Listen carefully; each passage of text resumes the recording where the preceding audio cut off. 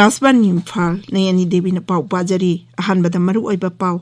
केंद्र की टूरिज्म मंत्रालय की स्वदेश दर्शन स्कीम की मखादा पाइखटकदबा मणिपुर की स्पिरिचुअल सर्किट हौजिक हाकिम ममांगदा हौदोखरे मणिपुर दा हौखिबा जैवल अमदगी नोंगमदा कोविड-19 पॉजिटिव ओइबा मसिंग चामगी मखादा हंधरकले लाइचत असिना सिबे चांगसु यामना नेमले सरकार ना लौमी सिंगदा मथंग तांककी वारी सानानबा नुमित अमा लेबलकनबा खंगनख्रे अमसुंग प्रधानमंत्री नरेंद्र मोदी ना हयेंग वीडियो कॉन्फ्रेंसिंग की खुथांगदा India International Science Festival IISF लिसिंग अनिकुन हौदोकनी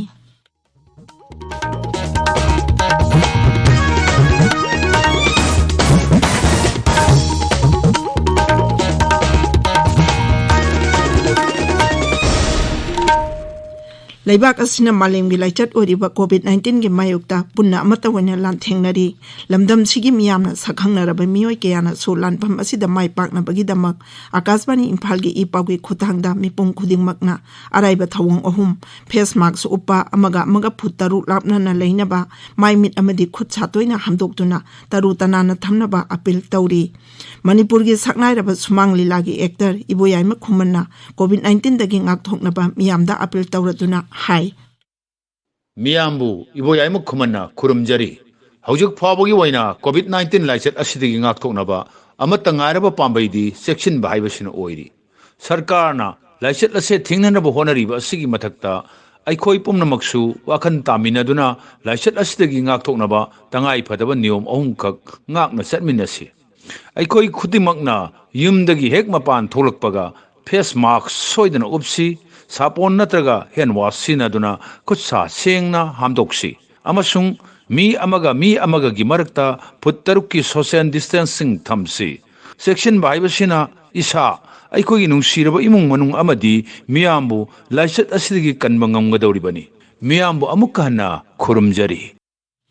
हौजिक मपुंग ओइबा पाव केंद्र की टूरिज्म मंत्रालय की स्वदेश दर्शन स्कीम की मखादा पाइखटकदबा मणिपुर की स्पिरिचुअल सर्किट हौजिक हाकिम ममांगदा हौदोखरे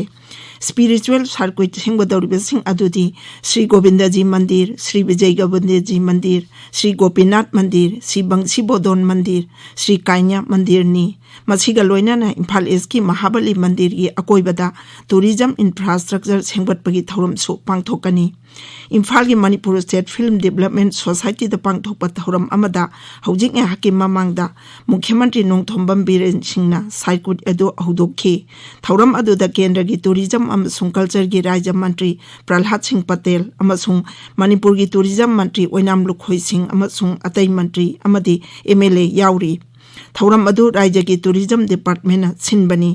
केंद्र की टूरिज्म अमसुंग कल्चर मंत्री प्रहलाद सिंह पटेल नुमित इनी की खोंगचता ngarang इम्फाल दा थुंगलबनी महांगना ngarang नुमिदांग वारम इम्फाल वेस्ट की सांगाई प्रौदा लेबा रंगनिकेतन मानदपता पांगथोकबा मरिफु हुमदोइ सुबा ब्यास पूजा की महाधुमेन जैगा याउखी मणिपुर दा हौखिबा जैवल अमदगी नोंगमदा कोविड-19 पॉजिटिव ओइबा मसिंग थंगना थंगना चामगी मखादा हंधरकले लाइचत अजिना सिबगी चांगसु यामना नेमले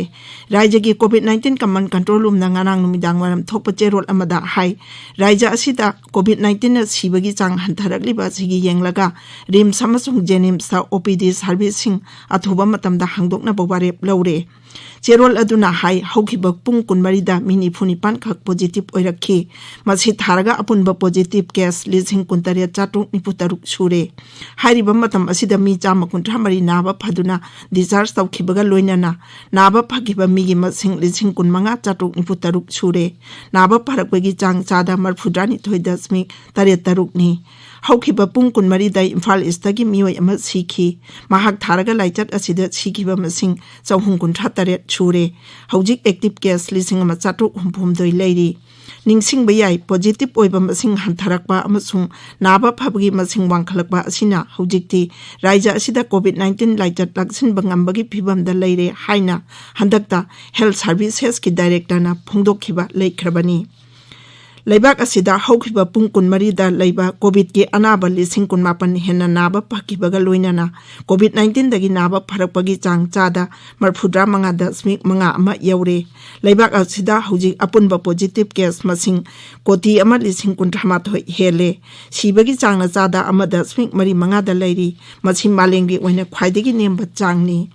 Meghaloi da ngarang mi ama sikhibadagi raja aduda COVID-19 na siba masing chama kuntra mari sure nauna mi kuntra ni thoi positive oirakpadagi active case samri marfuta mapan leiri naba pakiba masing na lising taran thoi chato kun sure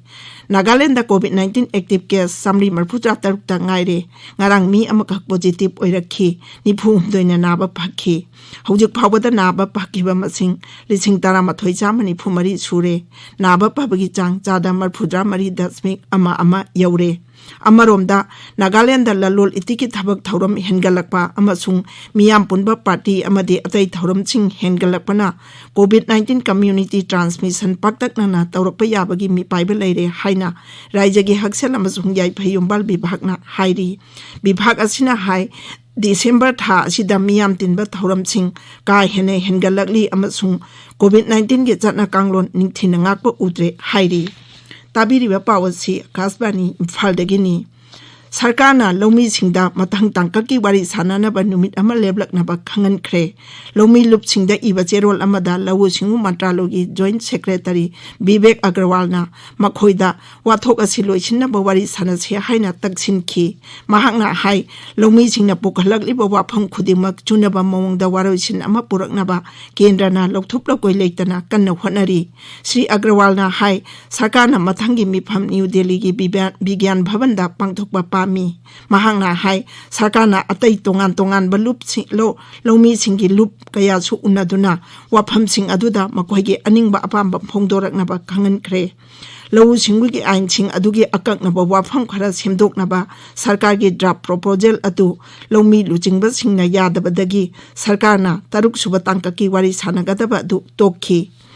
Nungchuk Thangba Uttar Pradesh ki Lomi Singna Lawu Singyu ge Anoba Ain Sing Adubu Saugatli Hill Mazdur Kisan Samiti gi Mihut Kangbu Amana Lawu Singu Mantri Narendra Singh Tomar ga Unaduna Anoba Lawu Singu gi Ain Sing Adubu Saugatpagi Jerol Ama Pisin Ki Samiti Asigi Secretary Satishna Hai Association Asina Lawu Singu gi Anoba Ain Sing Adu Lomi Singi Swarthada Sembani Haina Madubu Mapung Phana Saugatli Haiki Amasung Ain Sing Asina Lomi Singbu Dalali Singna na hetpipa adu kokhalagani haiki mahangna hai lup asina sarkada MSP season aduna phawwanba amadi mana masing leisin bada MSP